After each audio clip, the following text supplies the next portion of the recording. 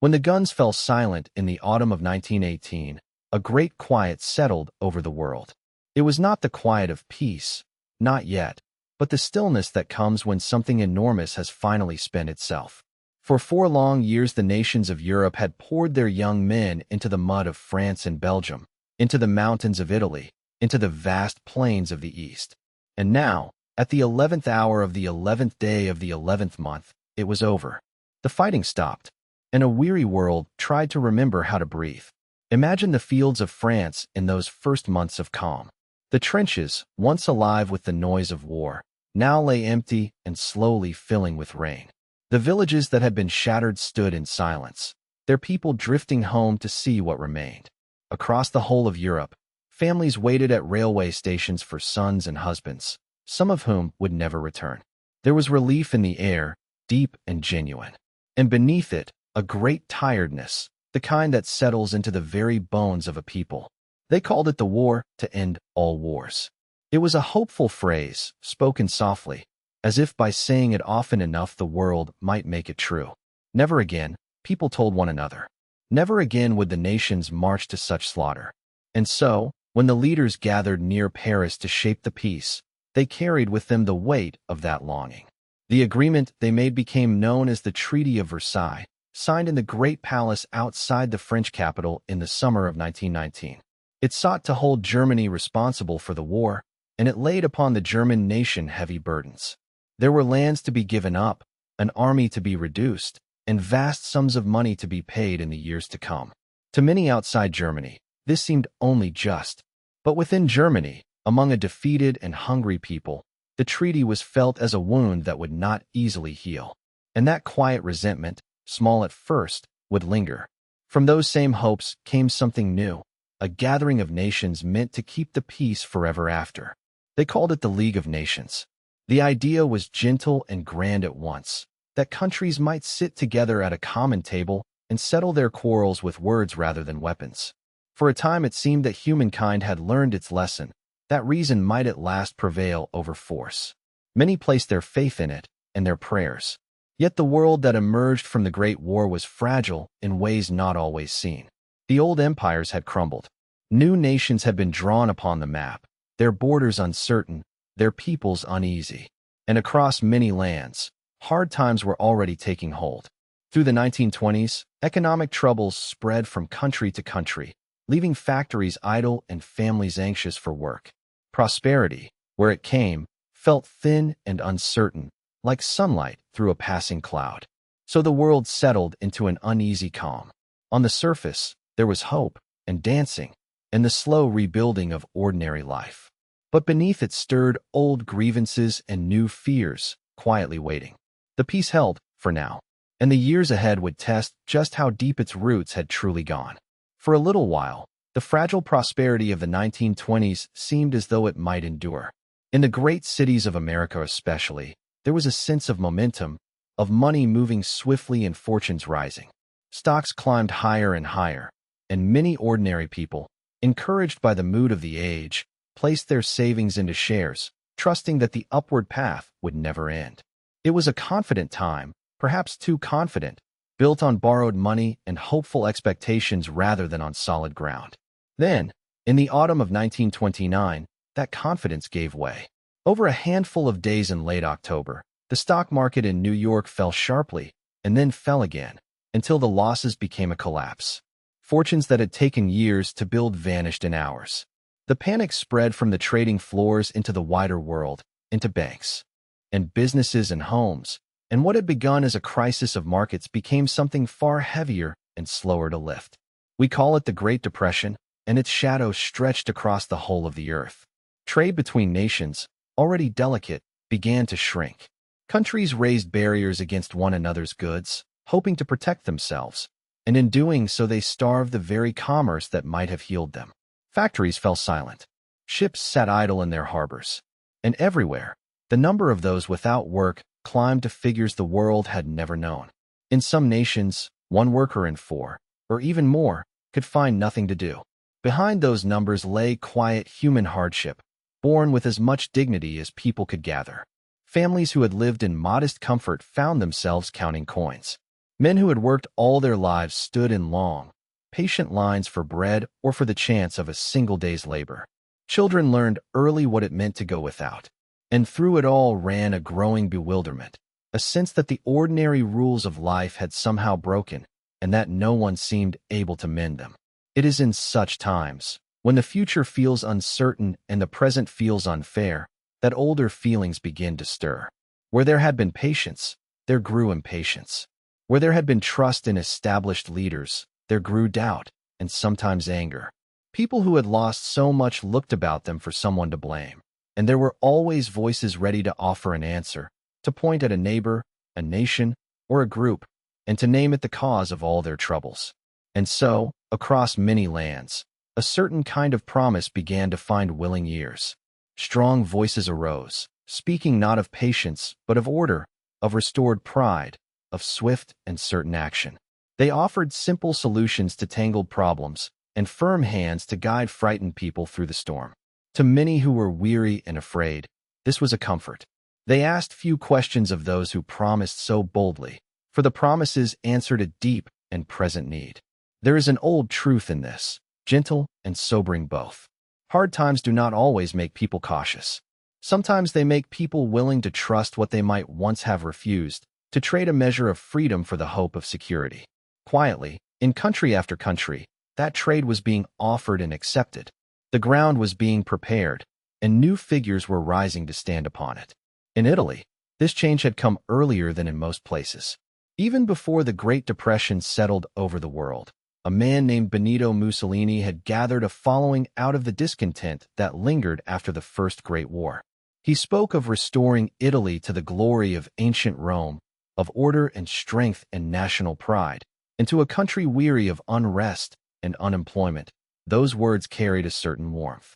In the autumn of 1922, his followers marched upon Rome, and the king, wishing to avoid greater trouble, invited Mussolini to lead the government. Over the years that followed, quietly and then more openly, he set aside the ordinary workings of a free state. Rival parties faded. Newspapers grew careful in what they printed. He took for himself the title Il Duce, the leader, and Italy became a place where one voice spoke and the others learned to fall silent. Far to the north, in Germany, a similar path was being walked, though it would end in a darker place.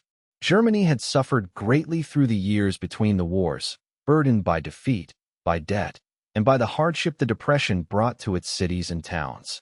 Into that suffering stepped Adolf Hitler and the National Socialist Party, offering blame and promise in equal measure. They named enemies within and without, and they pledged to restore a proud nation to its rightful place. For years they remained on the edges of power, gathering support as conditions worsened. Then, in the early days of 1933, Hitler was appointed chancellor, brought into office through the ordinary channels of a troubled democracy. What followed was not ordinary at all. Within months the freedoms of that republic were set aside, one after another, until only a single party and a single leader remained. And on the far side of the world, in Japan, the shift wore a different face. There it was not one man rising above the rest, but the growing weight of the military within the life of the nation. Officers and generals came to hold ever greater sway over the government, and the voices that counseled restraint found themselves overruled. Ambition turned outward, toward the mainland of Asia, toward territory and resources and the standing of a great power. The civilian leaders who might once have held such currents in check grew weaker, and the path toward expansion widened before them.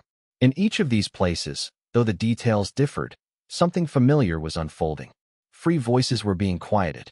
Elections gave way to acclamation, debate to obedience, and the careful balances of open government to the will of the few. It rarely happened all at once. More often it came step by patient step, each one seeming small on its own, until the sum of them had changed everything. A newspaper closed here, a rival silenced there, a law passed that gathered power into fewer hands. The wider world watched these changes with unease, though seldom with the resolve to answer them. Statesmen in London, in Paris, in Washington took note and hoped that ambition, once fed, might grow content.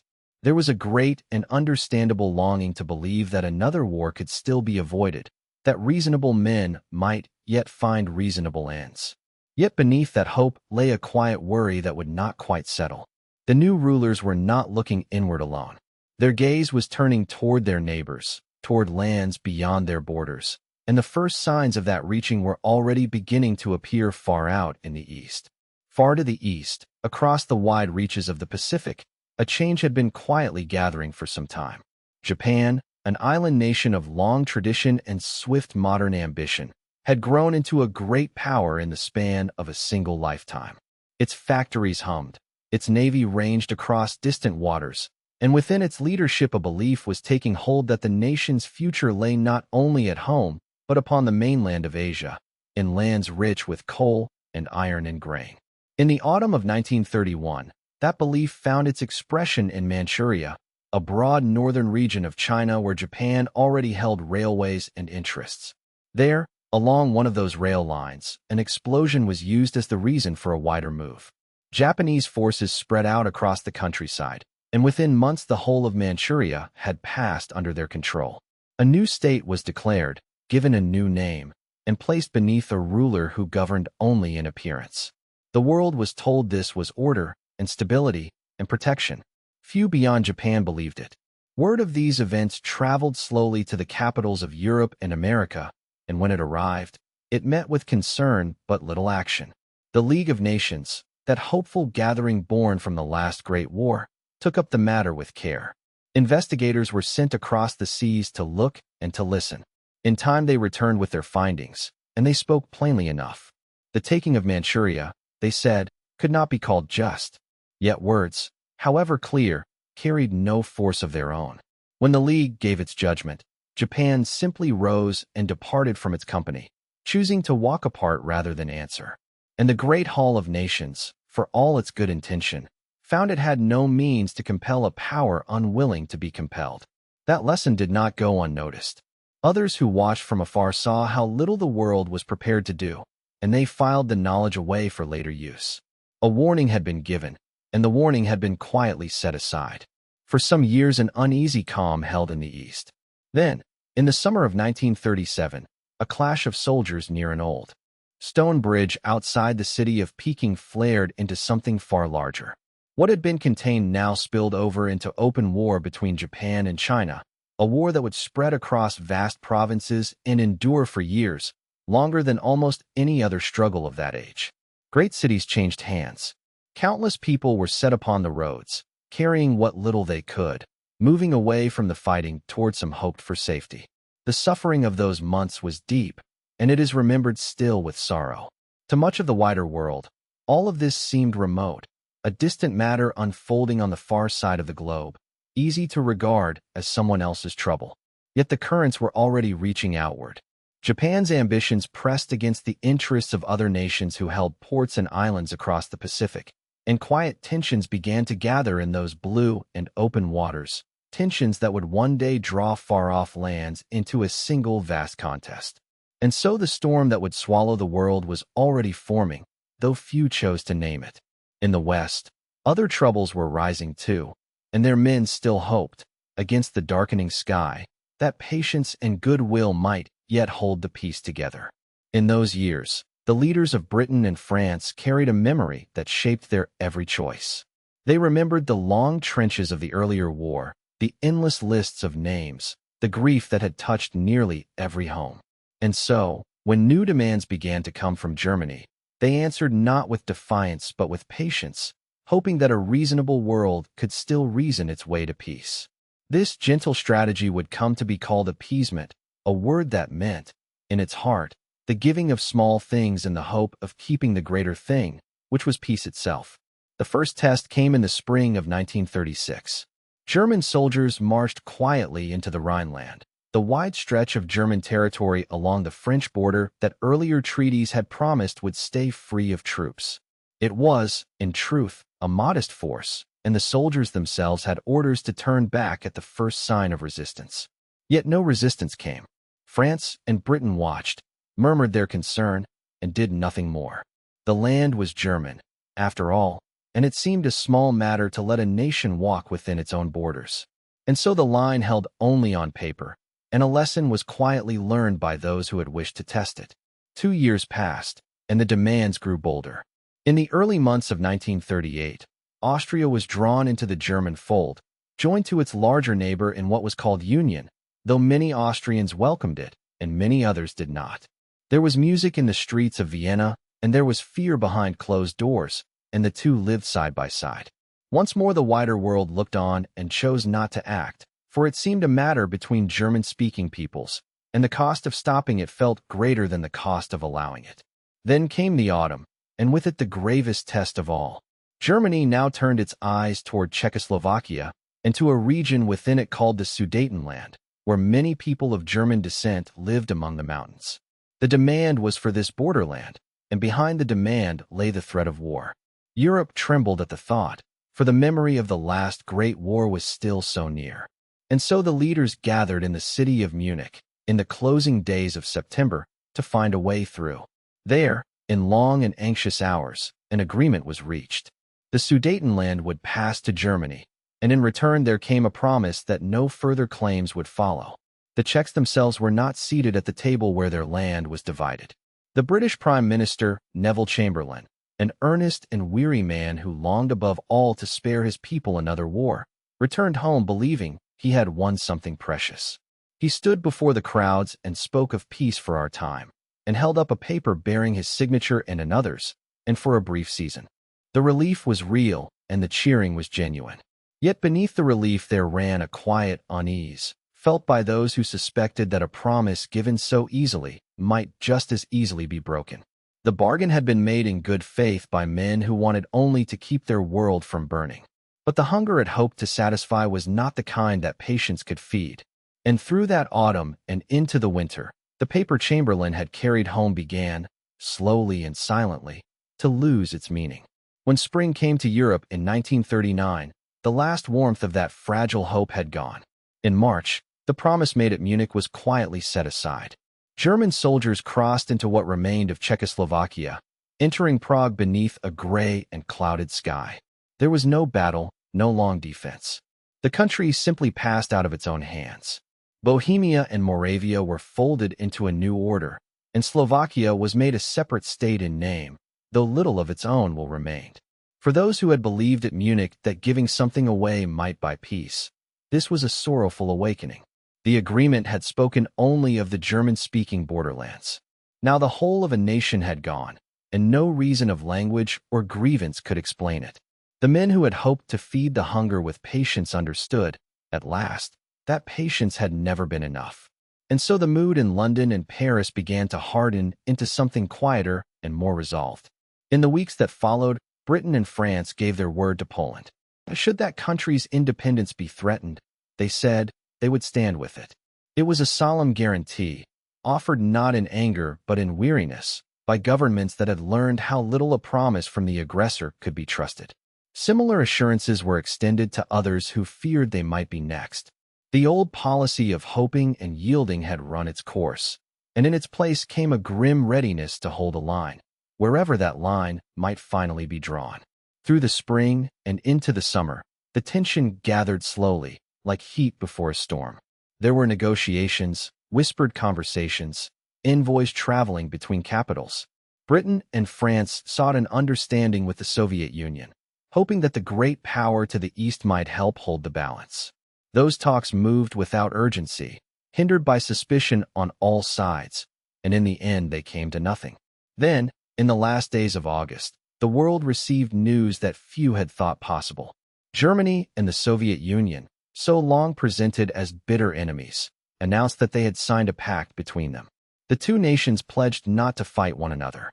To many who heard it, the announcement seemed to make no sense at all, for their rulers had spoken of each other with open contempt for years. Yet the paper was real, and within it, hidden from public view, lay a quiet arrangement to divide the lands that lay between them, though that darker understanding would not be known until much later. With that pact, the last restraint fell away. The danger that Germany might face enemies on two fronts had, for the moment, been set aside. And in Warsaw, in London, in Paris, thoughtful men understood what this meant. The road to Poland now lay open, and the guarantees given in the spring would soon be tested in earnest. That final week of August was a strange and heavy time. Across Europe, ordinary people went about their days, gathering the harvest, sending children back toward school, speaking in low voices of what might come. Some still hoped that reason would prevail, that some last conversation might turn events aside. But the hope was thin now, worn to almost nothing. The world seemed to draw a long, quiet breath and hold it, waiting. And in the fields of Poland, beneath the late summer sun, the peace of Europe entered its final hours. The morning of the 1st of September came softly to Poland, the sky clear and pale above the ripening fields. For a little while, all seemed as it had been. And then, before the sun had climbed high, the stillness broke. Along the western border, the machinery of war began to move. Aircraft crossed the sky in great numbers. Guns opened along the frontier. Columns of tanks and trucks and marching men pressed eastward, into a country that had known only 20 years of hard-won independence. This was something the world had not quite seen before. The armies that came did not move as armies once had, in slow and cautious lines.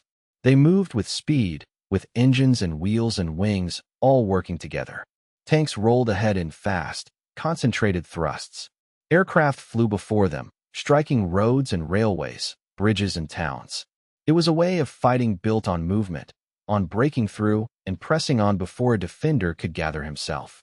Some would later call it lightning war, and the name held a certain truth. It was swift, and it was hard to answer. The Polish soldiers met it with courage. They stood at their posts along the border and defended their homeland as best they could. Yet they faced a foe stronger in machines and in the air, and the sheer pace of the advance gave them little time to form new lines. They fell back and regrouped and fought again, retreating slowly toward the center of their country. Word of the invasion traveled quickly across the wires of Europe, into the great capitals where men had feared this very hour for so long. In London and in Paris, the news arrived heavy and certain. There had been a promise, a pledge given to Poland that an attack upon her would not be borne in silence. Now that promise was called upon. For 2 days, messages passed back and forth, warnings sent and answers awaited, a last faint hope that the guns might yet be stilled. But no answer came that could turn the tide. And so, on the 3rd of September, Britain declared herself at war with Germany. France did the same within hours. The thing so long dreaded had come at last. There was little rejoicing anywhere. Those who remembered the last great war remembered its cost too well, and they knew what the coming years might ask of them. Instead of celebration, there was a quiet resolve, a settling of the spirit into something firm and grave. In homes across the continent, people listened to the announcements and grew still, and then turned to the tasks before them. Poland's ordeal, meanwhile, deepened. In the middle of the month, from the east, the Soviet Union sent its own forces across the border. Poland now faced pressure from 2 directions at once, and no aid could reach her in time. Her defenders held on where they could, with great steadfastness, though the outcome had become plain. By the closing days of September, the country that had stood for barely 20 years was overrun and divided between 2 powers. So the war had begun, not with any single great battle, but with a whole nation absorbed in a matter of weeks. Far to the west, Britain and France now stood committed, their armies gathering, their people bracing. What would follow no one could yet say. And across the frontier, an uneasy quiet began slowly to settle in. That quiet spread across the whole of the western frontier, and it lingered far longer than anyone had expected. In the first days of autumn, France had declared war, and Britain with her. Great armies had marched to their positions. Cannons had been drawn up, and the world had steeled itself for the thunder to come. Yet the thunder did not come. The weeks passed, the leaves turned and fell, and along the border between France and Germany there was only a strange and watchful stillness. People began to call it by many names. In Britain some spoke of the Boer War, a gentle play upon the great struggle their fathers had known. Others called it the Twilight War, and later it would be remembered most often as the Phony War, a war that seemed hardly a war at all. For nearly 8 months, from the fall of Poland through the depths of that winter, the 2 sides faced one another without any great clash of arms. Along the frontier stood 2 long lines of fortifications, built in the years of peace by nations who had hoped never to use them. The French had raised the Maginot Line, a chain of concrete and steel stretching across their eastern border, deep and cunningly made, with tunnels and chambers beneath the earth. The Germans faced them from behind their own defenses, and so the soldiers waited. They stood their watches, cleaned their rifles, wrote letters home, and looked across the empty ground toward an enemy who did not stir. There was something almost dreamlike in that waiting. Men who had braced themselves for horror found instead long, cold days of routine. Some began to wonder, quietly, whether the great battle might never come at all, whether by some turn the storm might yet blow over. But the older ones among them, those who remembered the last war, knew better than to trust the calm. They understood that behind the stillness, both sides were preparing, gathering their strength, making ready for whatever was to come. For the quiet was not everywhere. Far to the north and east, in the frozen forests of Finland, a bitter conflict had broken out that winter. The Soviet Union, vast and powerful, had turned upon its small northern neighbor, demanding land and passage, and when Finland refused, the great armies of the east crossed the border. What followed surprised the world. The Finns, few in number but hardy and resolute, fought back across the deep snow. They wore white to vanish into the drifts, moved swiftly on skis through terrain they knew as their own, and held off a force many times their size through the long, dark months of that cruelest of winters. In time the weight of numbers told, and Finland was forced to give ground and make a hard peace. Yet the courage shown in those frozen weeks was noticed everywhere, and it stirred quiet questions in many minds about the strength of great armies against the will of those who defend their homes. And so the winter deepened across all of Europe. In the west, the soldiers waited behind their walls, and the guns stayed silent. In the north, the snow settled at last over a weary land. Everywhere there was preparation and uncertainty, and a sense of something vast still held in reserve. The calm could not last forever. Beneath it, slowly and surely, the true storm was gathering its breath. When the storm broke at last, it came first not in the west but in the north. In the early hours of a spring morning in 1940, German forces moved against Denmark and Norway, quietly and swiftly, before the light had fully risen. Denmark, small and flat, and without the means to resist for long, laid down its arms within a single day. The decision was made with heavy hearts, to spare its people the ruin of a hopeless fight. And so a nation passed under occupation almost in the time it takes for morning to become afternoon. Norway held out longer. Its mountains and long coastline offered shelter, and its people did not yield easily. British and French forces came by sea to aid the defense, and for some weeks there was hard fighting along the fjords and among the northern snows. Yet the effort could not be sustained. As greater dangers gathered elsewhere, the aid was withdrawn, and Norway, too, in time, came under German control. The king and his government slipped away to continue the struggle from abroad, carrying with them the quiet hope of return. Then, in the middle of May, the true blow fell. German armies swept westward into the Low Countries, into the Netherlands and Belgium, and through them toward France. The long stillness of the winter ended in a single stroke. The Dutch, overwhelmed, surrendered within days. Belgium fought on a little longer, but the pace of the advance was unlike anything the world had seen before. Fast columns of tanks pressed forward through country that the French had believed too difficult for such an assault. Where the defenders expected the weight of the attack to fall, it did not come. Where they thought themselves safe, the enemy appeared. The great armies of France and Britain, drawn forward to meet the threat. In Belgium, found themselves cut off as the German advance swung behind them and raced toward the sea. In a matter of days, the strategy of years had unraveled. Hundreds of thousands of soldiers were pressed back toward the coast, toward the little port of Dunkirk, with the water at their backs and no clear way home. And here, amid the collapse, came the small deliverance. For the German advance paused, for reasons still debated by the historians, and into that pause poured a great and unlikely rescue. Ships of the Navy came, and with them a fleet of small craft, fishing boats and pleasure boats and ferries, crossing the narrow sea again and again under difficult skies. Over the course of 9 days, more than 300,000 men were carried off the beaches and brought to safety in England. Much was lost. Guns and vehicles were left behind, and many did not make it home. Yet an army that might have vanished was preserved to fight another day. The nation called it a deliverance and spoke of it softly, aware that a rescue is not a victory. For France, though, the end came quickly now. The armies that remained could not hold the line.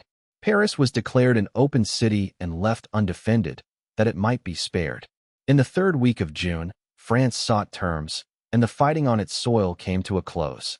A new government took charge of what remained, and much of the country passed under occupation. In the space of a single spring, the map of Europe had been remade, and across the narrow water, one island now stood, waiting to see what the next season would bring. In the early summer of 1940, Britain found itself alone.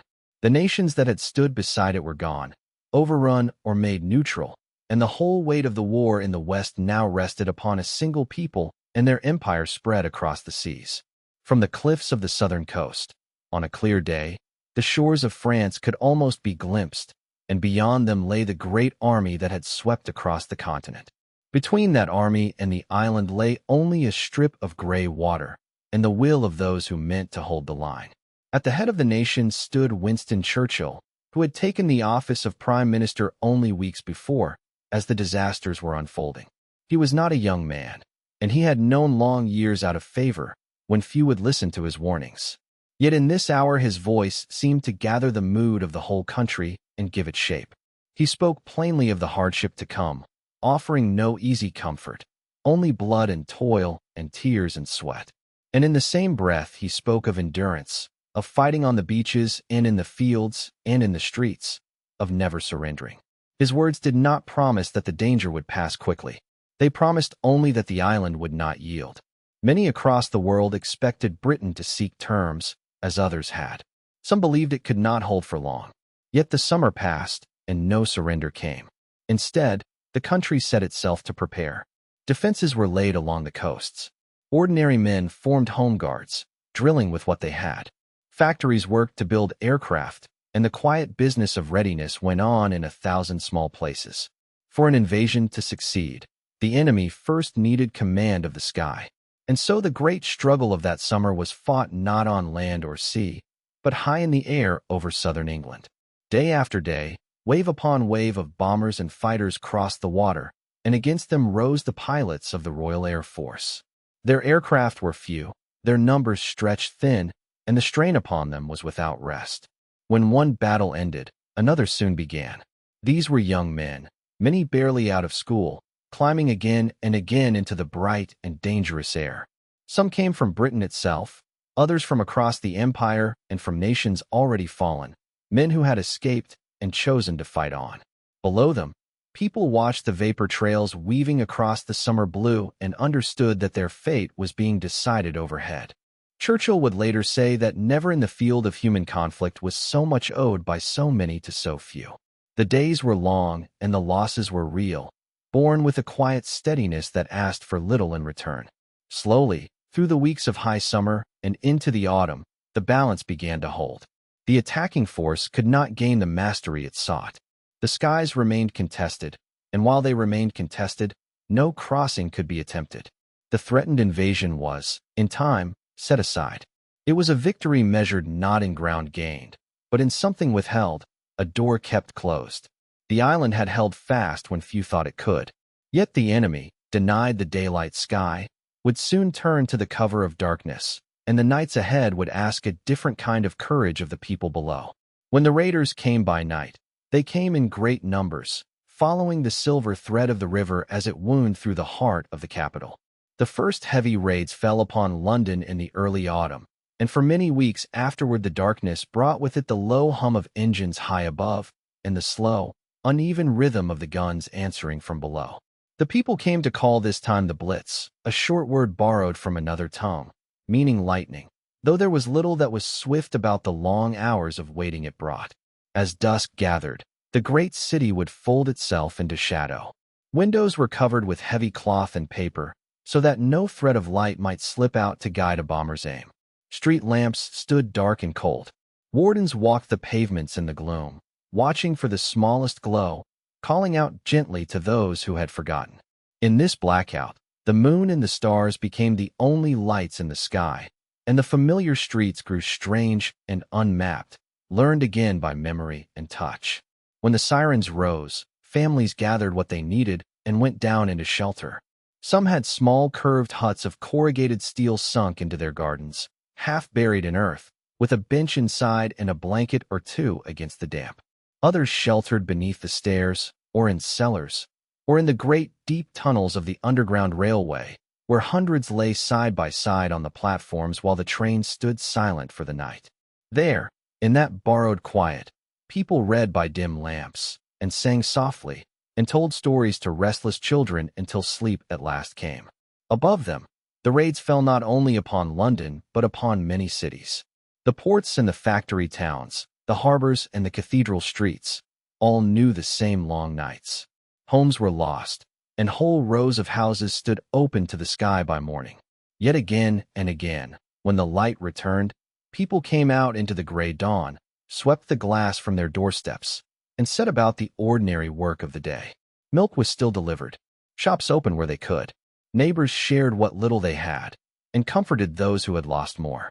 This was the home front, and it asked of ordinary families a quiet and unglamorous courage, the courage of simply carrying on. Rationing had settled over daily life, and the tables of the nation grew plain. Butter and sugar, meat and tea, all were measured out in careful portions, marked in small books that each household carried. Gardens that had once held flowers were turned to vegetables. Clothes were mended and mended again, and nothing was wasted that might yet serve. There was weariness in it, and grief that could not always be spoken. But there was also a certain steadiness, a determination to keep the small rituals of life intact. A cup of tea shared after a hard night became a quiet act of defiance. The endurance of these months was not made of great deeds, but of countless small ones, repeated day after day by people whose names history would never record. And so the island held, not only in the sky but in the hearts of those below, who learned to live within the dark and to greet each morning as it came. The war, meanwhile, was widening far beyond these shores, spreading south toward warmer seas, where new struggles were already beginning to stir. To the south of Europe lay an older sea, ringed by ancient shores and crossed for thousands of years by traders and travelers alike. It was here, along the warm waters of the Mediterranean, that the war now reached, drawing distant lands into a struggle that had begun so far to the north. In the summer of 1940, as France was falling and Britain stood alone, Italy entered the war at the side of Germany. Its ruler had watched the swift victories in the West and judged the moment ripe to claim a share of the spoils. And so the map of the conflict grew wider still, stretching now from the cold northern coasts down to the sun-warmed deserts of Africa. Italy held colonies along the shores of North Africa and Libya, and reached also into the lands of the East.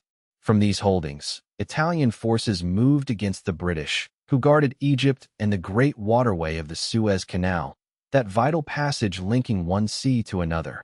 The desert became a new kind of battlefield, unlike any in Europe. There were few towns, few roads, only vast reaches of sand and stone stretching to the horizon, where the days burned hot and the nights turned bitterly cold.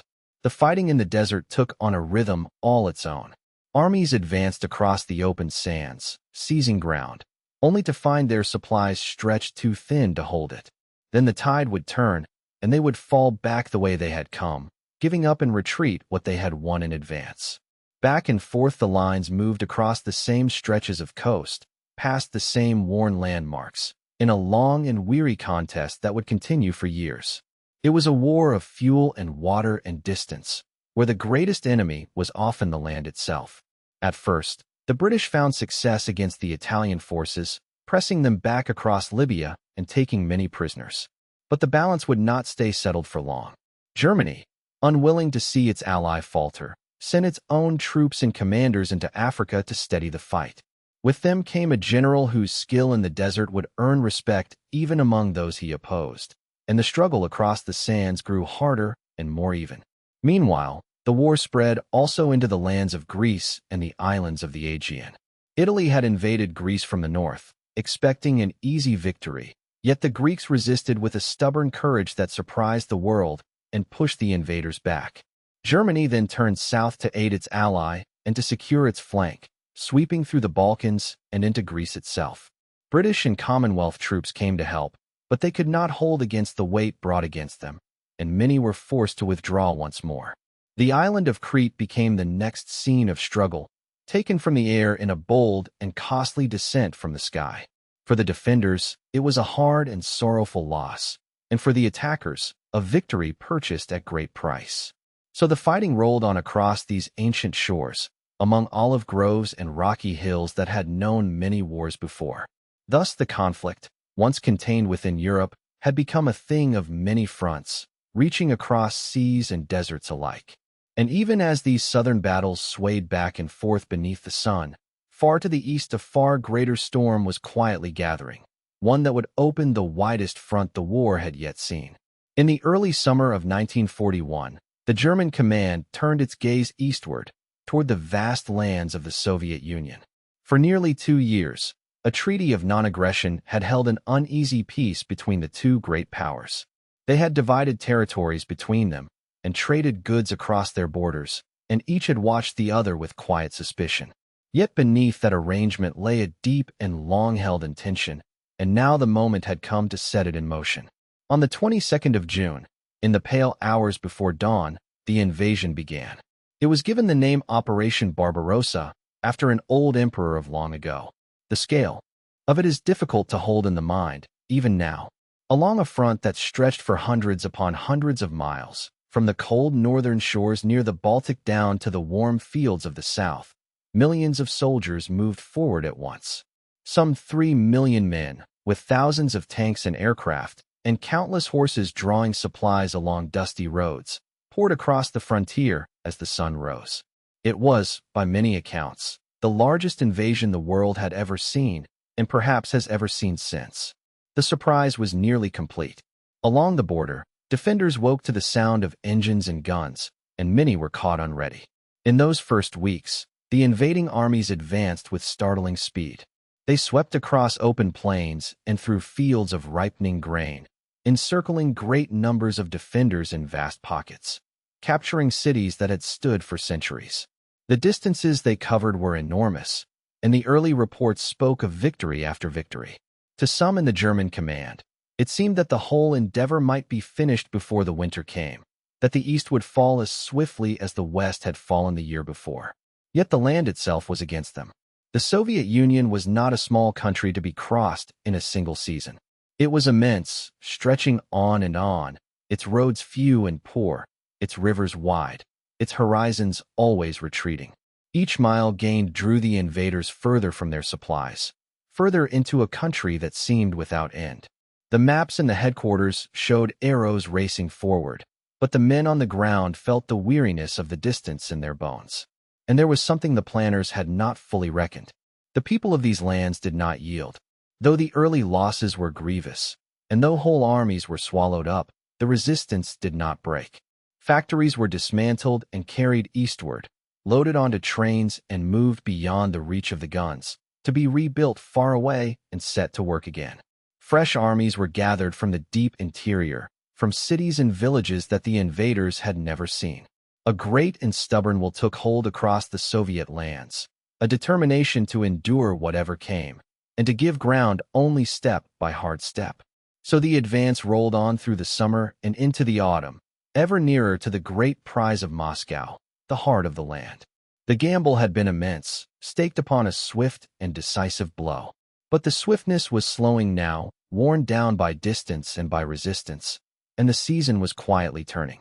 The warm days grew shorter, the roads grew soft with rain, and beyond the rain there waited the cold. And as the armies pressed toward the capital, the first breath of winter began to gather on the wind. The autumn rains came first, before the frost, and they came heavily. Across the wide Russian plains the roads dissolved.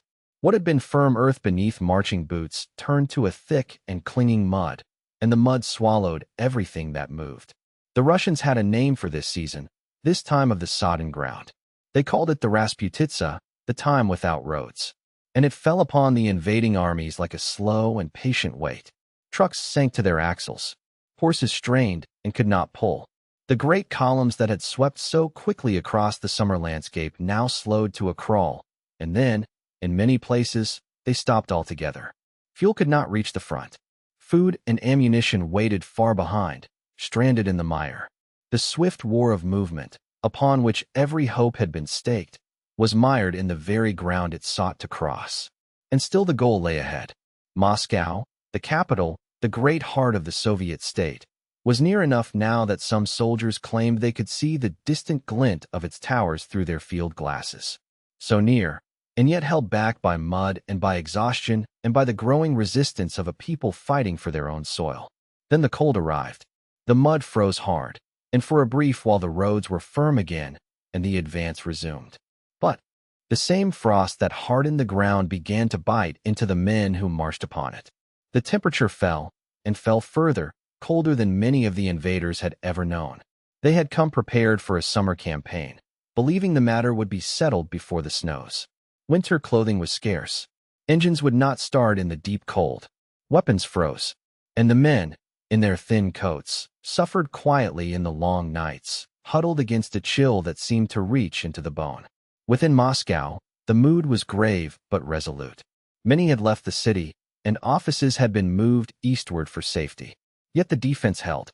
Fresh troops were brought from the Far East, hardened soldiers accustomed to bitter weather, dressed for the season and ready for it. Ordinary citizens dug lines of defense in the frozen earth outside the city, tens of thousands of them, working in the cold to raise trenches and barriers against the approaching threat.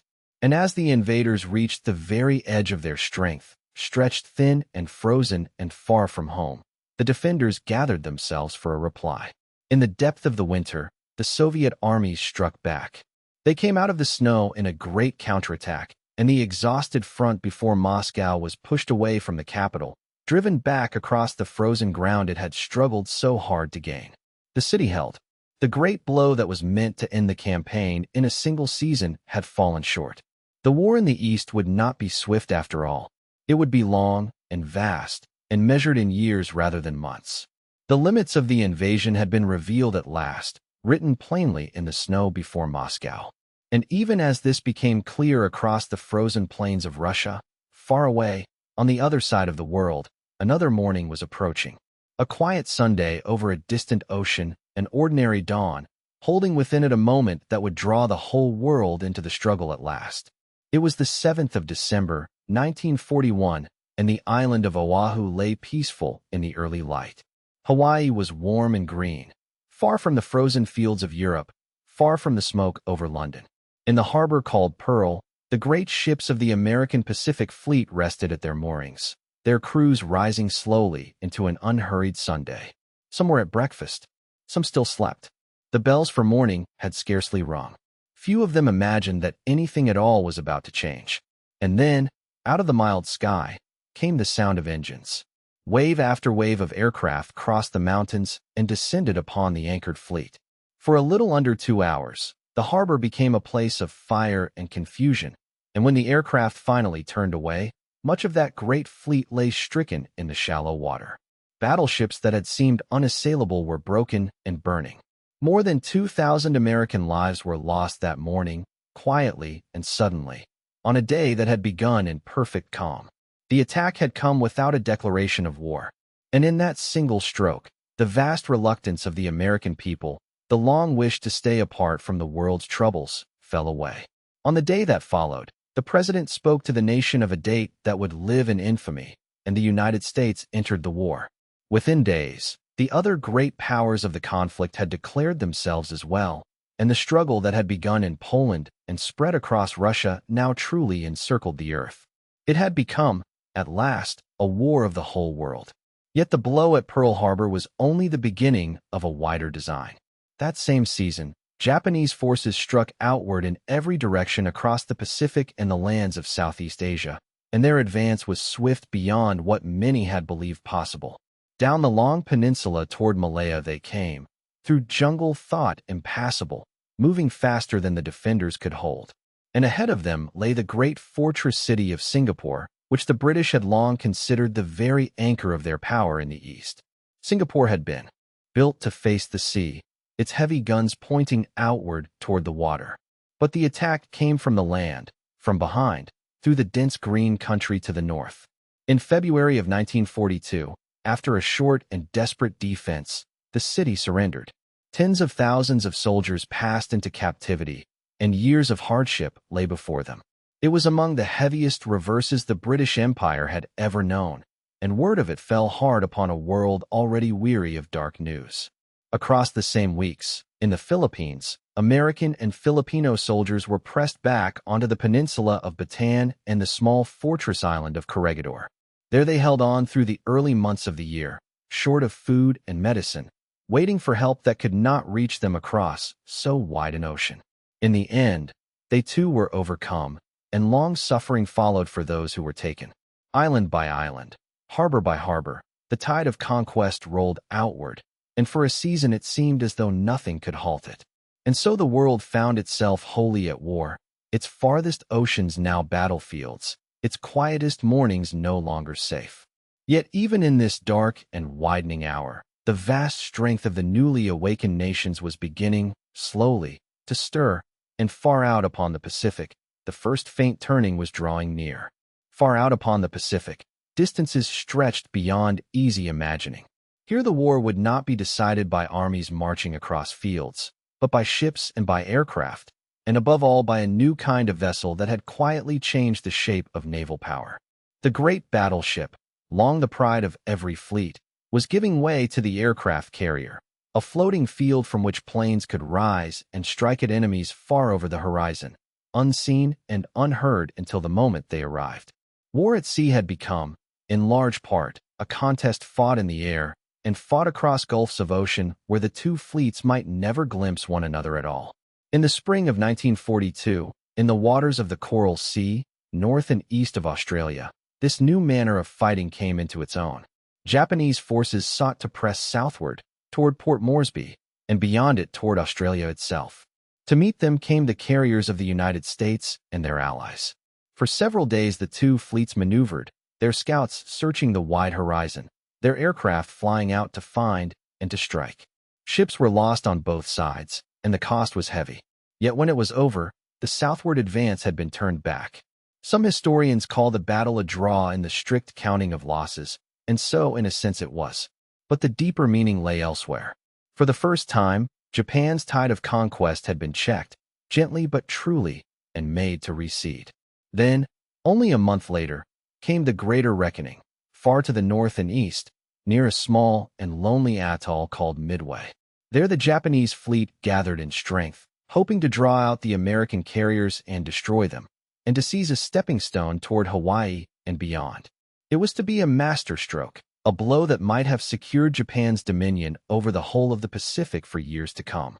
Yet the Americans, having quietly broken portions of the Japanese naval codes, knew something of what was coming, and they lay in wait.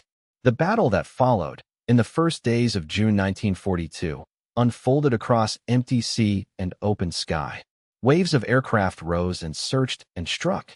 For long hours the outcome hung in uncertainty, and many brave airmen went out and did not return.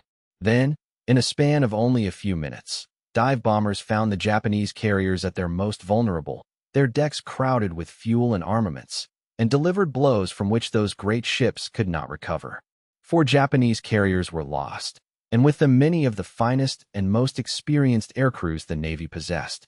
These were losses that could not easily be replaced, and their absence would be felt through all the years that followed. Midway did not end. The war in the Pacific. Long and difficult struggles lay ahead, across islands whose names were then unknown to most of the world. Yet something fundamental had shifted. The initiative, so long held by Japan, began to pass into other hands. The advance that had seemed unstoppable had been stopped, and then turned. Far out upon the ocean, in the space of a single season, the balance had quietly changed. And so, with this hard-won turning, the long labor of pressing the tide back the other way was ready to begin, patient and unhurried, across the vast reaches of the sea. While great fleets moved upon the sea and armies clashed along distant fronts, another kind of war was unfolding away from the battlefields. It touched the quiet corners of ordinary life, in villages and cities across a continent, and it left its mark upon millions who never carried a weapon at all. For much of Europe and much of Asia now lay under the rule of foreign armies, and beneath that rule the days grew heavy and uncertain. Imagine a town in occupied France or Poland or the Netherlands, where familiar streets remained, and yet everything had changed. Familiar flags were gone. New orders were posted upon the walls. A curfew fell each evening, and neighbors learned to speak more softly, to trust more carefully. Food grew scarce, and the small comforts of peacetime slipped away one by one. In much of the East, the burden was heavier still, and the seasons passed in hunger and hard labor. Across these lands, people carried on as best they could, tending their homes and their children, holding to the ordinary rhythms that gave shape to their lives. Out of this quiet endurance, something else began to stir. In the shadows, in cellars and back rooms, small groups of men and women formed to resist. They passed messages by hand. They printed newspapers no larger than a folded page. They hid those who were hunted, and they gathered word to send across the lines. It was patient, dangerous work, done without recognition and often without hope of reward. Yet it kept alive a flame that occupation could not fully extinguish, the simple insistence that this darkness would not last forever. And there is a deeper sorrow here, one that must be spoken gently and remembered with care. For the new rulers of Europe had long marked certain people as enemies, not for anything they had done, but simply for who they were. Jewish families across the continent, who had lived among their neighbors for generations, found themselves stripped of their rights, their livelihoods, their homes. First came the rules and the restrictions. Then came the walls and the crowded quarters and the long journeys from which few returned. In these years the persecution deepened into something without precedent, a vast and deliberate cruelty that would come to be known as the Holocaust. Millions perished, Jewish men, women, and children above all, and alongside them many others counted as unwanted by those in power. It is a grief too large to hold fully in the mind, and yet each of those lives was a whole world, cherished by someone, mourned by someone. We remember them not through the details of their suffering, but through the quiet dignity of who they were, and through the promise that they should never be forgotten. There were, even in that long night, small acts of light. Ordinary people who opened a door, who kept a secret, who shared what little they had at great risk to themselves. These quiet kindnesses could not undo the sorrow, but they remind us that goodness endured, stubborn and unbroken, in the hardest of times. And so the occupied lands waited, through their long season of hardship, holding to hope where they could find it. Far away, the fortunes of the wider war were slowly shifting, and the day would come when that hope was answered. But first, upon a distant river in the east, another great trial was drawing near. In the summer of 1942, the great armies of Germany turned once more toward the east, their eyes fixed on the south of the Soviet lands. They sought the oil of the distant fields, the grain of the open steppe, and the broad river called the Volga that ran like a spine through the heart of the country. Along that river stood a city bearing the name of the Soviet leader himself, and by that name alone it drew the attention of both sides. It was called Stalingrad, and toward it the German advance now rolled across the wide, dry plains. At first the movement seemed unstoppable.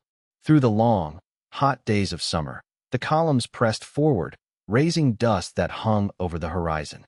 Aircraft came ahead of them, and much of the city was reduced to broken shapes of brick and stone before the soldiers ever arrived. Yet as the fighting entered the streets, something changed. The very ruin that had been made became a kind of fortress. Among the shattered buildings, defenders held to every wall, every cellar, every heap of rubble, and the war slowed to a struggle measured in single rooms and staircases. For weeks that stretched into months, the battle went on within the city. It became a place of terrible endurance, where a factory, a grain elevator, a single house might be fought over again and again. The Germans held much of the city, yet never quite all of it. Along the western bank, a narrow strip remained in Soviet hands, supplied across the Volga by boats that crossed under fire in the darkness. The defenders were pressed against the water, and still they would not be pushed into it. Autumn came, and the cold followed, and slowly the great strength of the attackers wore thin against a resistance that refused to break. While the world's eyes were fixed upon the ruins, another movement was quietly taking shape upon the plains beyond. The Soviet commanders had gathered fresh armies, held back and hidden, waiting for the moment.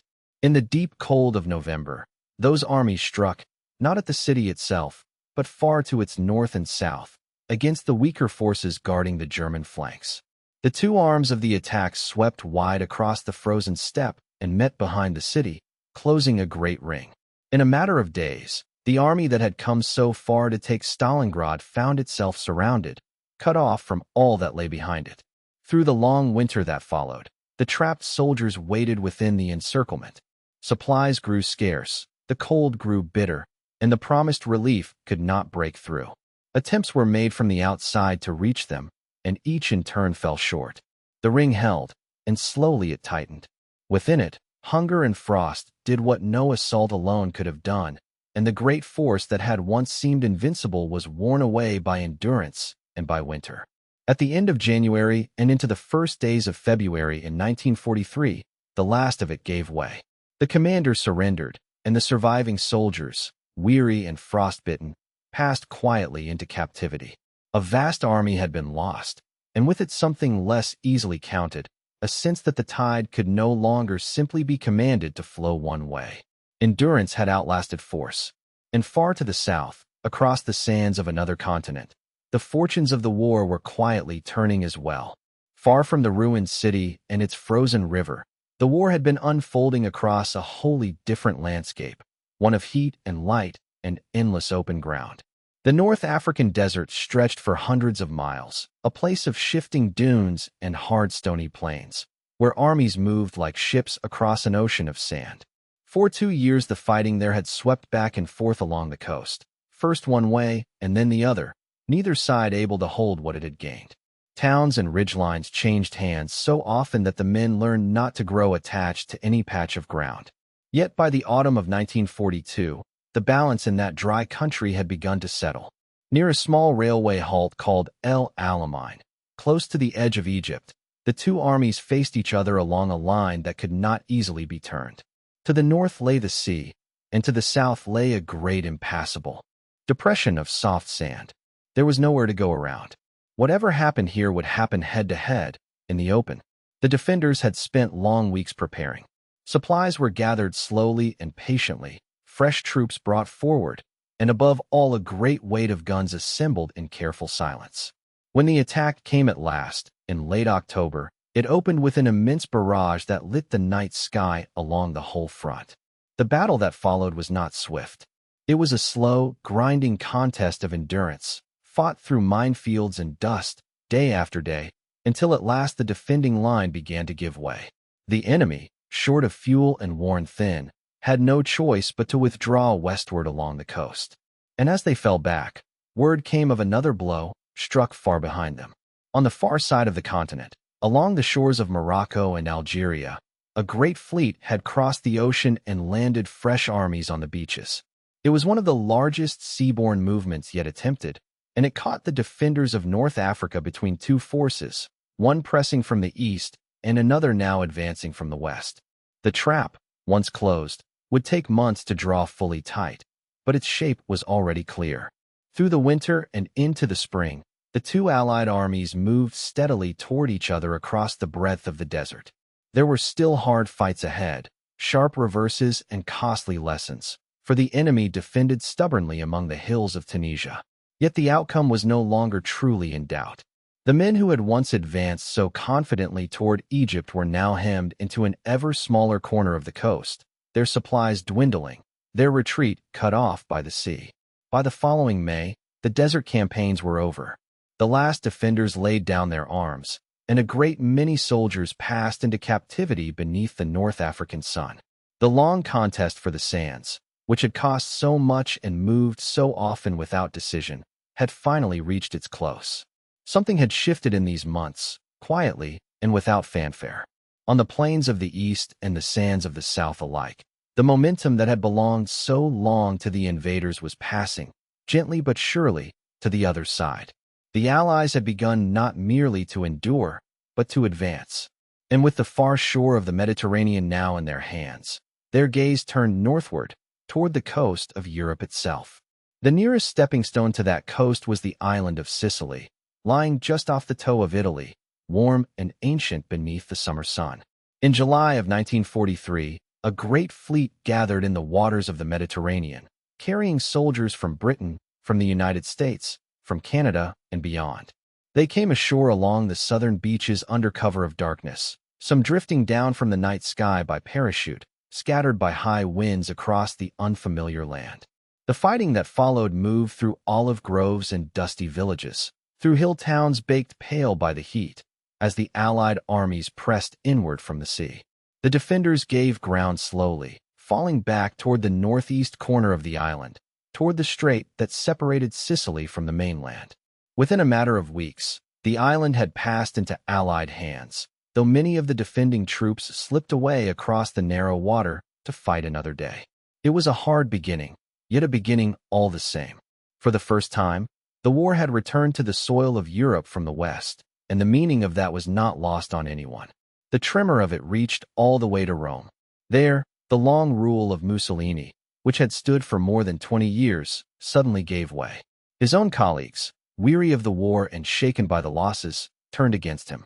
In the last days of July, he was summoned, dismissed, and quietly placed under guard. The man who had once filled the squares with his voice was led away without ceremony, and Italy began, cautiously and secretly, to seek a way out of the war. In the weeks that followed, the new government reached an armistice with the Allies, hoping to lay down its arms. Yet peace did not come so easily to that long peninsula. As Italy sought to leave the war, German forces moved swiftly to occupy the country and hold the ground themselves. What might have been a quick passage northward became instead a slow and patient campaign, fought the length of a land shaped for defense. Italy is a spine of mountains, ridge upon ridge, with swift rivers running across the path of any army moving north. Every valley offered a place to make a stand, every hilltop a vantage from which to watch the roads below. The Allies came ashore on the mainland in September, at Salerno and elsewhere, and began the long climb up the boot of Italy. The going was measured in miles hard won, through autumn rains that turned the ground to mud and winter cold that settled into the high passes. There were places whose names would be remembered for the sorrow of the struggle around them, where the advance halted for months against fortified lines drawn across the mountains. The great abbey upon its hill, the beaches held under fire, the rivers crossed at heavy cost. Each became a chapter in a campaign that asked for patience above all. It was not the swift liberation some had hoped for. It was slow, deliberate work, one ridge and one river at a time, in a country of great beauty and great difficulty. Yet with each step northward, the foothold in Europe grew firmer, and the pressure upon the enemy grew. The southern door had been opened, and though the road beyond it climbed steep and long, the armies kept climbing. Meanwhile, far out on the gray Atlantic, another struggle had been quietly reaching its own decision. Far from the mountains of Italy and the noise of the great land battles, there lay a struggle that few could see, and fewer still could easily describe. It unfolded upon the wide gray waters between the New World and the Old, across thousands of miles of ocean where the wind never rested and the swells rolled endless beneath a heavy sky. This was the Battle of the Atlantic, the longest campaign of the whole war, and upon it, quietly, everything else depended. Britain was an island, and an island must be fed. Nearly all that the war required, the food and the fuel, the metal and the machinery, the men and the ammunition, had to come across that ocean by sea. And so, from the harbors of America and Canada, great gatherings of ships set out together, dozens at a time, moving in patient formation across the deep. These were the convoys, merchant vessels sailing side by side, low in the water with their cargoes, ringed about by warships that watched over them like shepherds over a slow-moving flock. Beneath the surface waited the submarines, the hunters of the deep. They gathered in groups, patrolling the sea lanes, seeking the smoke and the shadows of the convoys upon the horizon. For long stretches of the war, the advantage lay with them. The ocean was vast, and a submarine was small and hard to find, and many good ships and many brave sailors were lost to the cold water. The men who crewed the merchant vessels knew the danger each time they cast off, and they went all the same, voyage after voyage, carrying the lifeline in their holds. Slowly, though, the balance began to shift, not through any single stroke, but through patience, invention, and the quiet labor of many minds. In a country house in England, In rooms filled with strange machines and long silences, cryptographers bent themselves to the enemy's secret codes. Little by little, they learned to read the messages that guided the submarines, and so the convoys could be steered gently away from the waiting danger, around it rather than into it. New tools came as well. Ships and aircraft were fitted with devices that could sense a submarine hidden beneath the waves or catch it upon the surface in the dark. Long-range aircraft reached at last across the widest stretch of ocean, closing the gap where the hunters had once roamed unwatched. Escort vessels grew more numerous and more skilled, learning the slow, careful craft of guarding a convoy through peril. None of this arrived in a single triumphant moment. It came as a gathering of small improvements, each one adding a little to the safety of the crossing. And gradually the losses among the convoys grew fewer, while the losses among the submarines grew greater, until the deep ceased to be a place of easy hunting. The ships came through. The oil and the grain, the tanks and the aircraft, the soldiers and their supplies. All crossed the ocean now in ever greater number, and the island held, and more than held, becoming the great gathering place from which the return to Europe would one day be launched.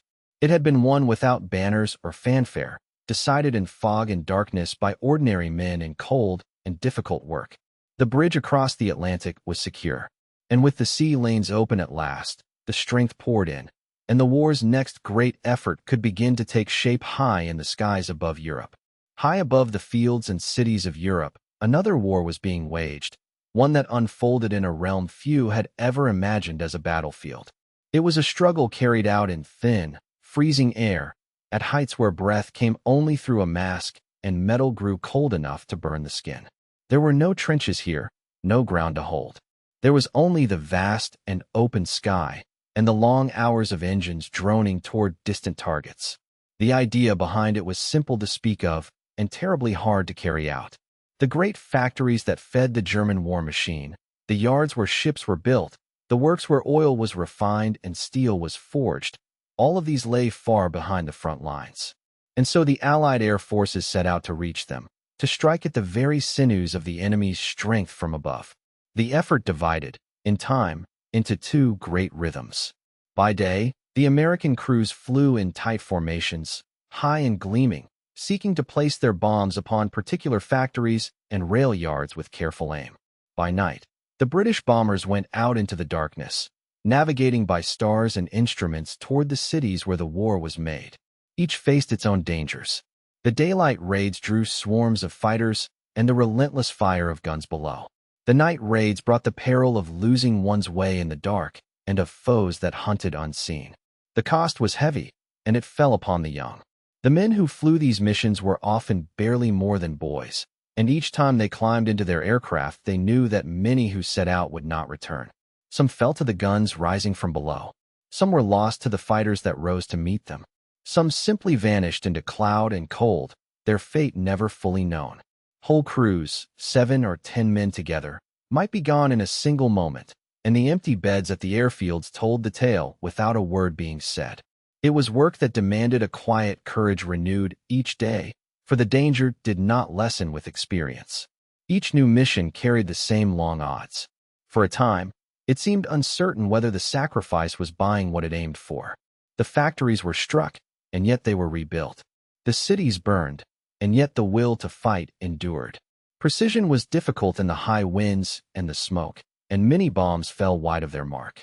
The chroniclers still debate how much was achieved, and at what price, and how heavy the toll upon those below. Yet slowly, across the long seasons, the weight began to tell. The German Air Force was drawn ever more into the defense of its own skies. Worn down in a battle, it could not win against numbers that only grew. Fuel grew scarce as the oil works were struck again and again. Production had to be scattered and hidden, moved underground, patched together in makeshift ways. Guns and men that might have gone to the front were held back to guard the homeland. Piece by piece, the great industrial strength that had seemed so unstoppable was worn thinner, quietly, and without triumph. It was a slow attrition, measured in months and in the lives of the young. And as the skies were gradually mastered, another great effort was taking shape below, a gathering of men and machines for the return that all had long awaited. Across the whole of southern Britain, Through the long months of 1943 and into the spring that followed, a quiet transformation was underway. The island that had once stood alone, hemmed in and waiting, was slowly becoming something else entirely. It was becoming a vast staging ground, a place where the strength of many nations gathered and pressed together, patient and unhurried, until the land itself seemed to brim with purpose. Ships arrived in the harbors and the estuaries, more with each passing week, until the anchorages were crowded with gray hulls resting at their moorings. In the fields and the villages, men gathered in numbers hard to imagine. Soldiers from Britain and America, from Canada, and from many lands that had been driven from their homes, all waiting together for a day that had not yet been named. They trained in the cold mornings, they practiced landings on quiet beaches, and they learned to move as one. The countryside filled steadily with the machinery of the coming effort. Tanks stood in orderly rows beneath the trees. Trucks and guns and stores of every kind were tucked into hedgerows and lined along the narrow lanes. Some said, in the years that followed, that the island seemed almost to sink beneath the weight of it all. So great was the gathering of men and metal upon that small green land. And alongside this open build-up ran a quieter, more careful work, a great effort of deception. For the planners understood that surprise would be worth more than any number of ships. The enemy waited across the water, watching the coast, wondering where the blow might fall. So an elaborate illusion was crafted to hold their gaze in the wrong direction. False encampments were raised, filled with dummy tanks and inflatable machines that looked, from the air, like true armies massing. Radio messages were sent to conjure divisions that did not exist. A whole phantom force was made to seem real, so that the true one might slip in unseen. It was a strange and painstaking labor, this weaving of shadows.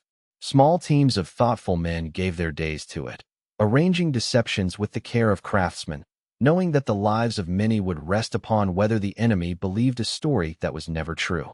Beneath all of it lay the endless planning. Maps were studied until the planners knew the tides and the beaches, the currents and the hours of moonlight, better than they knew their own gardens. The right moment depended upon a delicate agreement of sea and sky, of low water and pale dawn light, upon weather calm enough to carry small craft across the open water. Such moments were few, and they could not be commanded. They could only be awaited. And so a great tension settled over that spring, a feeling that gathered in the throat of every soldier waiting in his camp.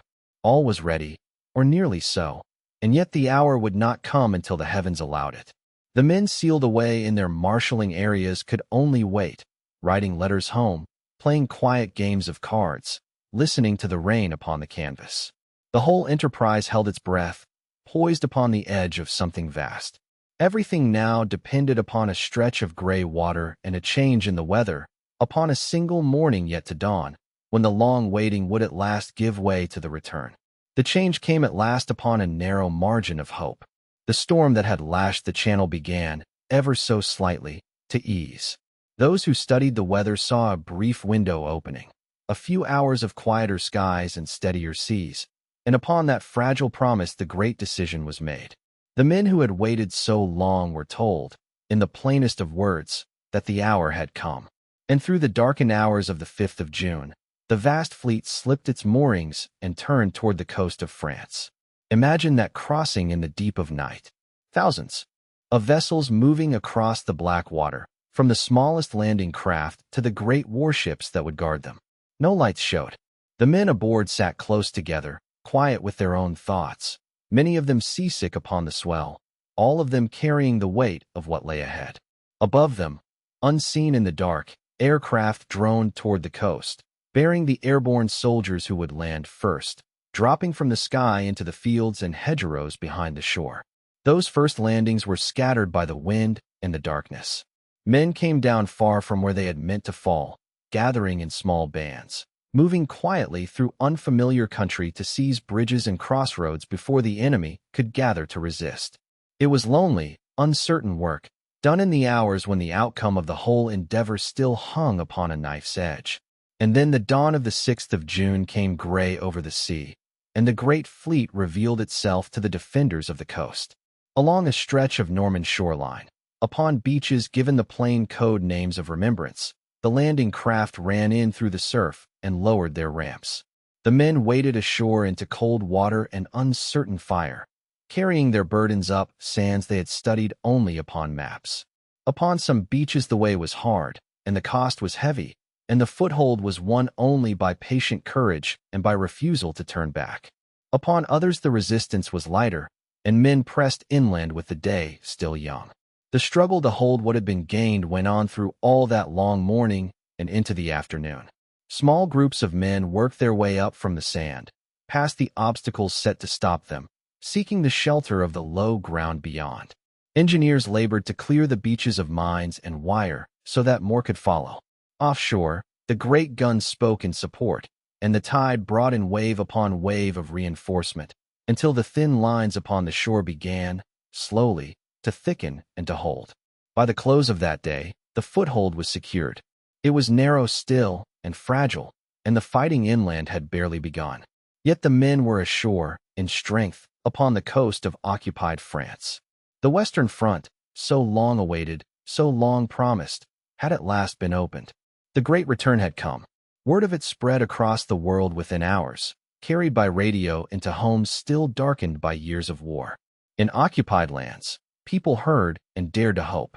In the free nations, they gathered by their wireless sets, listening in quiet wonder. Something had shifted upon that gray morning. Some door long closed had swung open at last. And beyond the beaches, in the tangled fields and hedgerows of Normandy, the slow and patient work of liberation was only just beginning. For many weeks after that first landing, the fighting moved slowly through the Norman countryside. It was a land of small fields divided by ancient hedgerows, thick banks of earth and root that had stood for centuries. Each one became a quiet barrier, and the armies advanced field by field, hour by hour. The work was patient and wearying, and the summer days passed with little visible change upon the map. Yet beneath that slowness, pressure was building, like water gathering behind a wall. Then, in the closing days of July, the wall gave way. In an operation to the west, the advancing forces broke through the German lines at last, and what had been a slow grind became a swift and sweeping movement. Columns of vehicles poured out across the open country beyond the hedgerows, and the front that had held so tightly began to unravel. Whole German armies found themselves in danger of encirclement near the town of Falaise, and many who could withdraw did so eastward, back toward the rivers and toward home. For the people of France, the meaning of this was profound. For long years of occupation had settled over their towns and villages, for years of curfews and shortages and quiet fear. Now, along the roads, they saw the columns coming, and they understood. In the freed towns, people came out into the streets with flowers and with tears, offering what small gifts they had, embracing strangers in uniform as though they were long-lost sons. The greatest moment came in August, when the advance reached Paris. Within the city, the people themselves had begun to rise, and in the streets there was tension and hope entwined. It was decided that French forces should be the first to enter their own capital, and so, on a late summer day, columns of French and Allied troops moved in through the outskirts and toward the heart of the city. Bells that had been silent for years began to ring again. From the great towers of Notre Dame the sound rolled out across the rooftops, and crowds gathered along the boulevards in numbers beyond counting. There was, that day, a feeling difficult to name, something between joy and disbelief. People wept openly in the streets. Old men who remembered other wars stood quietly at their doors. Children were lifted onto shoulders to see the soldiers pass. And through it all rose the sense that a long darkness had lifted, that the city so many had feared was lost forever had been given back to itself. From Paris, the liberation spread outward like light across the land. Town after town was freed through the late summer and into autumn. In the south, another landing had brought forces up through the valley of the Rhone, and the two great movements met and joined, sweeping the occupier from most of France. The retreating armies fell back toward the frontiers of Germany itself, toward the great river and the fortified lines that guarded it. By the coming of autumn, the front had reached the very borders from which the war had once poured outward. The distances now were short, yet the ground ahead was hard, and the enemy, drawing near to home, would not yield easily. The joy of the freed cities was real and deep, and it would be remembered for generations. But beyond the rivers, in the gray light of the coming winter, the last and heaviest struggles were still to come. While the freed cities of the West were still ringing with quiet celebration, far to the east another great advance had been moving for many months, steady and immense, across a landscape wider than any other in the war. Here the fighting had never truly paused. Across the vast plains and forests, the armies of the Soviet Union had gathered their strength through the long, difficult years, and by the summer of 1944, they were ready to press forward with a weight the earlier years could scarcely have imagined. The great offensives came in waves, one after another, spread across a front of extraordinary length. In the north, the long siege that had gripped a great city upon the water was at last lifted, and the people who had endured so much through cold and hunger felt the ring around them loosen. In the center, a broad and powerful advance swept through the marshes and river country of Belarusia, recovering in a matter of weeks lands that had been lost across long and sorrowful seasons. The pace of it surprised even those who had planned it. Towns and villages that had lain under occupation for 3 years found themselves suddenly on the near side of the fighting once more. We may imagine the quiet return of ordinary life to those recovered places. The fields that had gone untended, the homes that had stood shuttered, the families who had waited without word. Much had been lost and could not be restored. Yet the simple fact of the front moving on, of the danger passing westward, brought a kind of weary relief that settled over the land like the first calm after a long storm. Southward, the advance turned toward the old borderlands and beyond, into the lands along the great rivers of Central and Southeastern Europe. Romania and Bulgaria, long tied to the war's losing course, turned away from it as the tide reached them. Old alignments dissolved almost gently in the space of days, as governments read the changing shape of the world and chose another path. The advance flowed on toward Hungary and the plains of the Danube, and toward the mountains that guarded the heart of the continent. It was, in its way, a mirror of what was happening far to the west. From 2 directions the ring was slowly closing, and the space in which the war could still be waged grew narrower with each passing month. The armies pressing from the east had recovered nearly all the ground once lost, and now they stood upon foreign soil, moving toward the very center of the continent. The distances that had once seemed endless were folding inward, and the 2 great advances, though still far apart, were being drawn toward the same quiet meeting place somewhere in the months ahead. The cost of this progress was heavy, borne with a patience that is difficult to measure. The land itself bore the marks of years of struggle, and the people who lived upon it carried sorrows that would not soon fade. Yet the direction of things was clear now, plain to any who cared to trace the movement of the lines upon a map. From the east the pressure was constant and unrelenting, a slow and steady closing that would not be turned back. And so, as the year drew on toward its darker months, the great encircling movement tightened from every side, while the coming winter promised one last and formidable trial before the end could truly begin. That formidable trial came, as such things often do, from the quarter least expected. By the closing weeks of the year, many among the Allied armies had allowed themselves a cautious ease. The lines in the west had grown long and thin in places, and the wooded hills of the Ardennes, along the border of Belgium and Luxembourg, seemed a quiet corner of the front. It was rugged country, thickly forested, its narrow roads winding beneath tall trees. Few imagined that a great blow might fall there, for it had been thought poor ground for armies to move through. And in that very belief lay the opening for one last surprise. In the cold dark before dawn on a December morning, the stillness of those forests was broken. Gathered in secret, drawing on reserves carefully hoarded, the German command launched a final great offensive in the west. Their hope was bold, perhaps beyond reason. They meant to drive through the thin Allied lines, to push across the wide countryside, and to reach the port of Antwerp, splitting the Western armies and buying time that the wider were no longer allowed. It was a gamble of the desperate kind, made when caution has already failed. At first the surprise carried them forward. The line bent inward, a great bulge pressing deep into the Allied positions, and it was by this shape that the battle came to be remembered. Fog and heavy cloud hung low over the forests, hiding the movement of troops and grounding the Allied aircraft that had grown so accustomed to command of the skies. Small towns and lonely crossroads became places of stubborn defense, where scattered units held on far longer than any might have asked of them.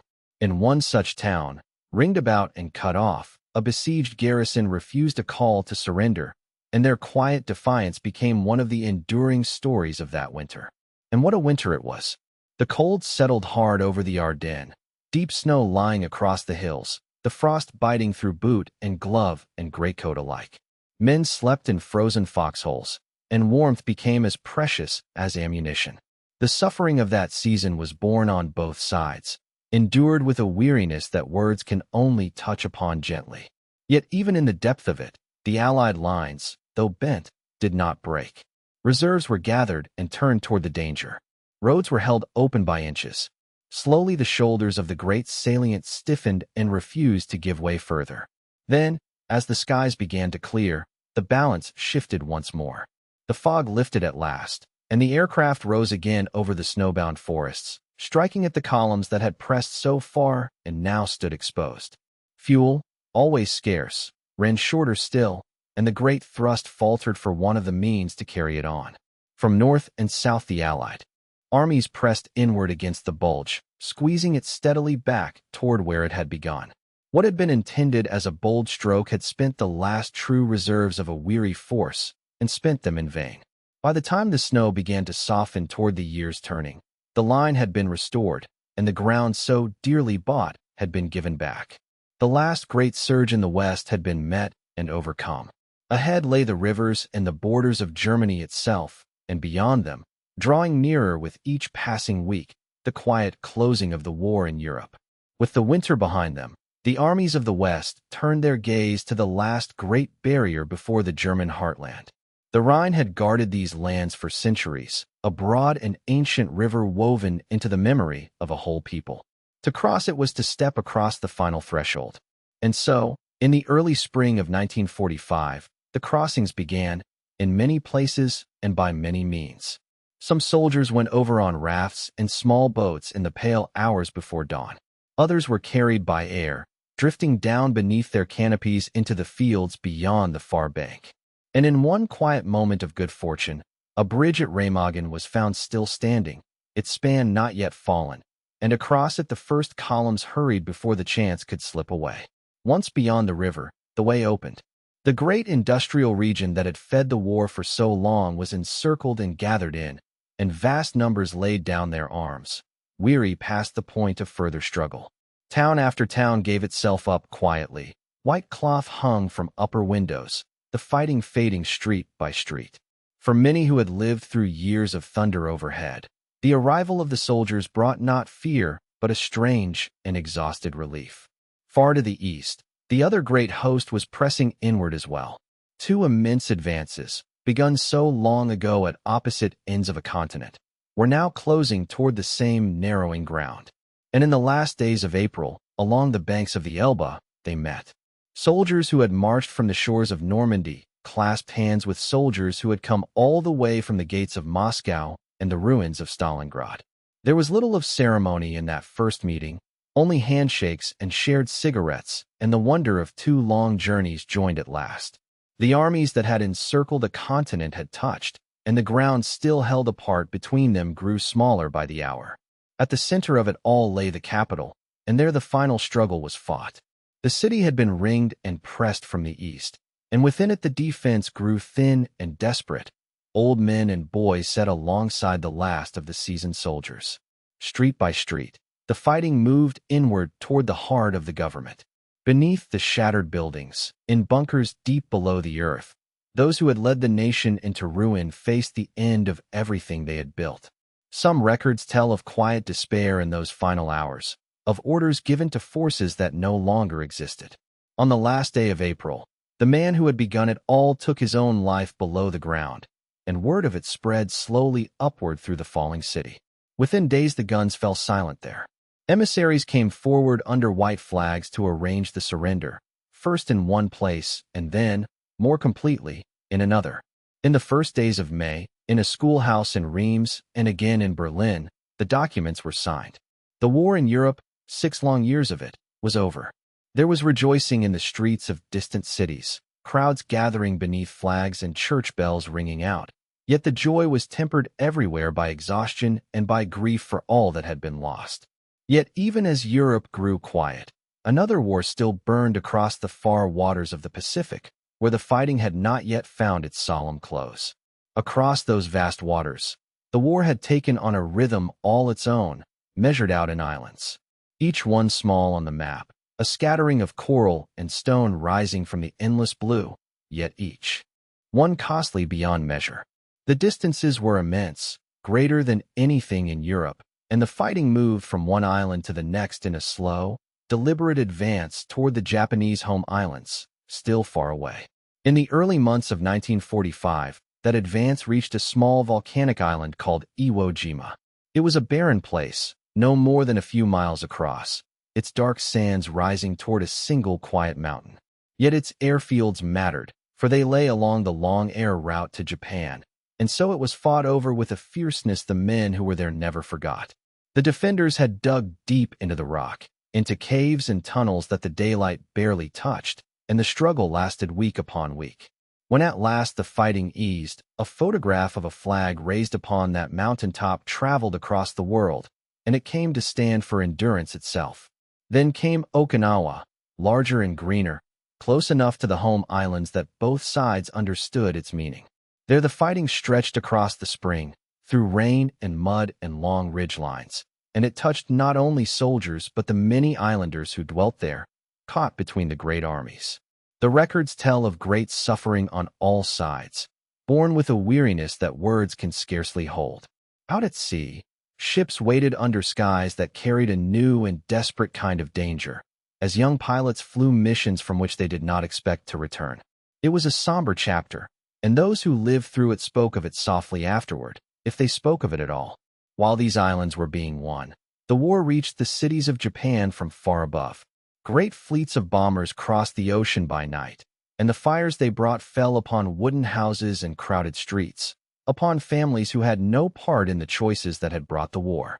The toll among them was heavy, and we may pause here in quiet acknowledgement, for the sorrow of those nights belonged to ordinary people, to mothers and children and the old, as such sorrow so often does.